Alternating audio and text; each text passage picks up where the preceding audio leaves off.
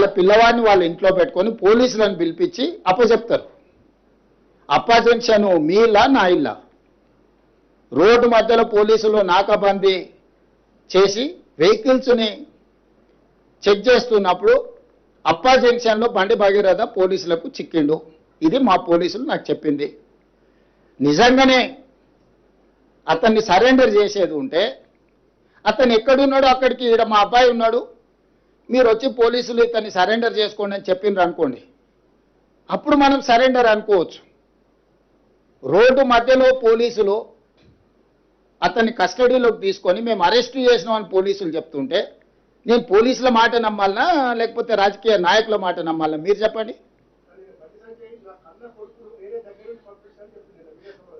నేను అనేది ఏంటంటే అతను దగ్గరుండే పంపించి ఉండొచ్చు, నేను దగ్గర ఉన్నాడా లేడా అనేది నేను గవా కాదు. అతను ఏం చెప్తే అదే నిజం. ఎందుకంటే వాళ్ళిద్దరు ఒక దగ్గర ఉన్నారా లేదా, 5 రోజులు అబ్స్కాండ్ అయినప్పుడు తండ్రి కొడుకులు ఒకే ఇంట్లో ఉన్నారా లేరా, ఇది కాదు కదా. మేము చాలా సిస్టమేటిక్గా విశ్లేషించుకొని కంప్లైంట్ వచ్చిన వెంబడే ఎఫ్ఐఆర్ చేసి ఒక పద్ధతి ప్రకారం ఈరోజు ప్రభుత్వం చర్యలు తీసుకున్నది. మా చర్యల్ని ప్రజలు కానీ కోర్టు కానీ ఎవరు తప్పుపట్టలే.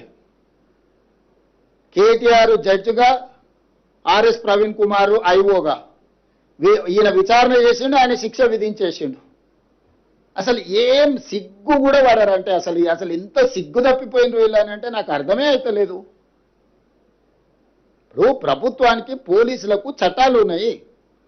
ఫోక్సో కేసులా ఫిర్యాదు రాగానే ఎఫ్ఐఆర్ చేయాలా? 0 మీద ఎఫ్ఐఆర్ చేసినావు. ఎఫ్ఐఆర్ చేసిన తర్వాత పేరెంట్ స్టేట్మెంట్ చేసినావు. 24 అవర్స్లో అమ్మాయి స్టేట్మెంట్ రికార్డ్ చేయాలి. ఆ ప్రకారం చేసుకుంటే అమ్మాయి దగ్గర కోర్టు దగ్గరికి తీసుకెళ్ళి 164 స్టేట్మెంట్ చేయాలి. ఇది సెన్సిటివ్ కేసు. ఫోక్సో కేసులో ఎవరి వివరాలు చెప్పడానికి లేదు. వాళ్ళలాగా రోడ్డు మీద వాడు మాట్లాడితే ఆ కుటుంబాల వేదన, ఆ అమ్మాయి కుటుంబానికి ఎంత ఆవేదన ఉంటుంది. వీళ్ళు అడ్డగోలుగా ఇచ్చేసి ఆ అమ్మాయి ఫోటోలు పెట్టి, ఆ అమ్మాయి తల్లిదండ్రుల ఫోటోలు పెట్టి, అసలు కేటీఆర్ అనేటోడు అసలు మనిషా?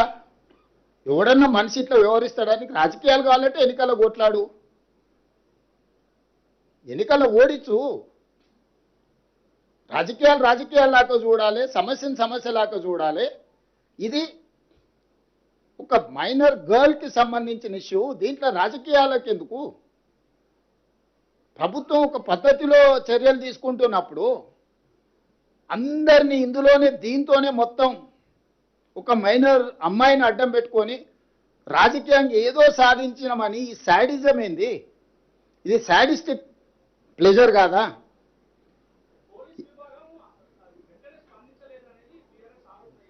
నేను అదేనా చెప్పేది, వాళ్ళ గురించి ఇప్పటి దగ్గర చెప్పింది. శాడిస్ట్ అని నేను చెప్తుంటే మళ్ళీ నువ్వు ఇంకా కొత్తది అడుగుతావేంది?